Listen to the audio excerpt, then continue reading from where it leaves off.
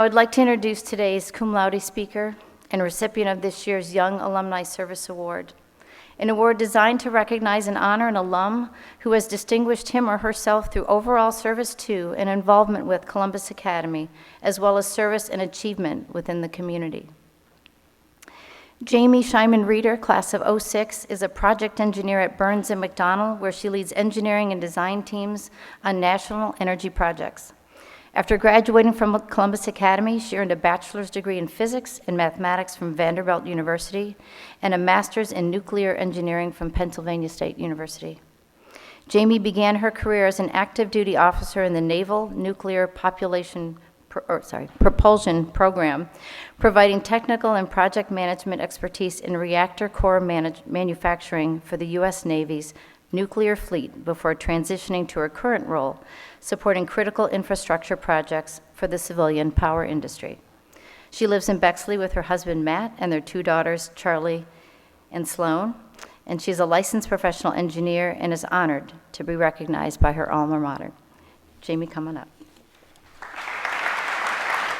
Thank you so much, Corey, and I am honored to be back here and speaking with you all today. Standing on this stage brings back a flood of memories, mostly the sheer nervous energy of delivering my junior speech. For that Academy rite of passage, my topic was left brain and right brain dominance. Back then, I was a little bit literal about our slogan, "In Quest of the Best," and I used my time on stage to argue to Mr. McKenzie, our headmaster at the time, that I should only have to study the things that I was already the best at. Needless to say, that pitch did not go over very well. So it is incredibly ironic that I am here today to talk to you about the value of doing things outside of your comfort zone.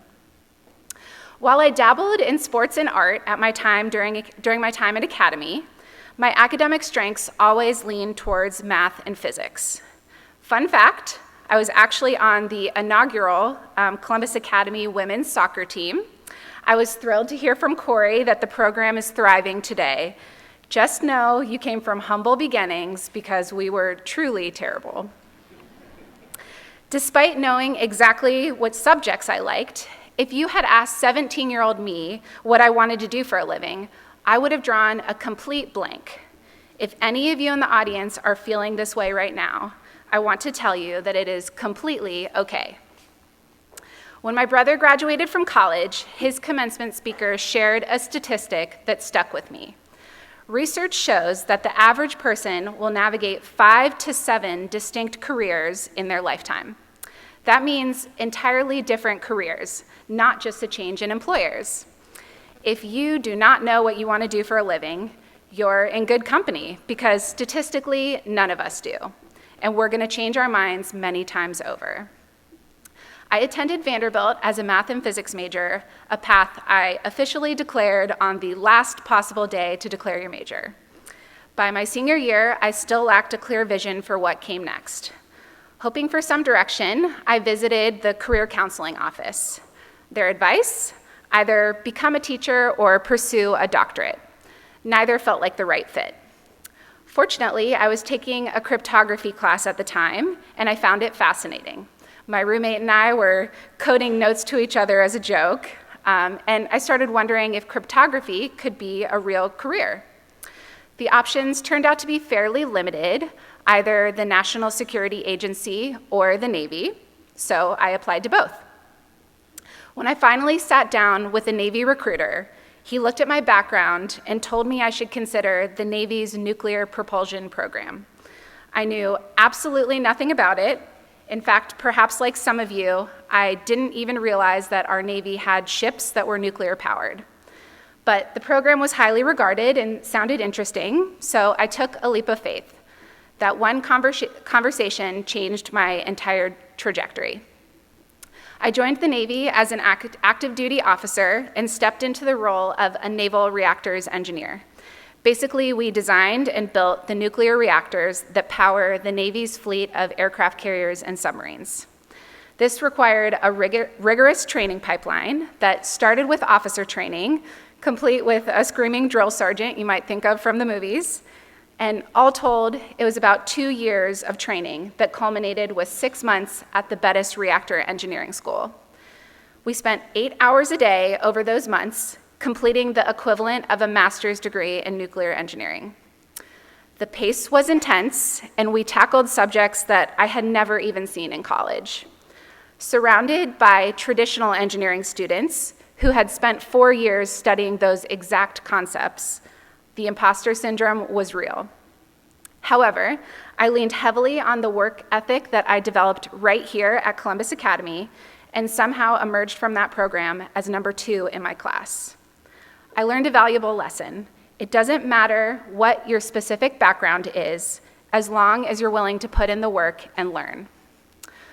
While I truly valued my time in the Navy and the mission we supported, I knew I wanted a life outside of Washington, D.C., with a backyard and a family. I worried my specialized nuclear background would make it tough to find the right fit in the civilian world. Fortunately, Navy nukes love nothing more than other Navy nukes, and I found my way to Burns & McDonnell through a former officer from my community. Stepping into engineering consulting was another massive shift, but I handled it the same way I handle all new challenges, by leaning in and taking every opportunity to learn. I worked as an engineering manager on a new chemical plant. I sought out mentors, and I even volunteered for a 13-month field assignment in Louisiana just to learn the construction side of the business. Today, I'm a project manager leading a team to design, procure, and construct a $250 million project that will convert 2 existing coal plants to instead fire on natural gas. Will this be my final role? I highly doubt it. Across all those roles, I realized that success was not about already knowing how to build a nuclear reactor or a power plant. It was about being comfortable as a beginner. It meant raising my hand, asking questions, and having the confidence to say, I don't know how to do that yet, but I will figure it out. This is the exact skill you are building right now every time you tackle a difficult subject. Looking back, I guess Mr. McKenzie was right to reject my junior speech pitch after all. In closing, if you are feeling the weight of the future today, my advice is simple. Do not let the big picture overwhelm you. Take it step by step and focus only on the next right choice. Even if your plans feel completely set, leave room for the unexpected. Allow those surprises to guide you, because often they lead to a much stronger fit than anything you could have mapped out. I wish you all the courage to embrace the unexpected. Thank you. Hello, everyone. My name is Michael Haddock. I am the Director of Alumni Relations at Columbus Academy. And on behalf of the Columbus Academy Alumni Board, I would like to present Jamie with this year's Young Alumni Award. Thank you so much.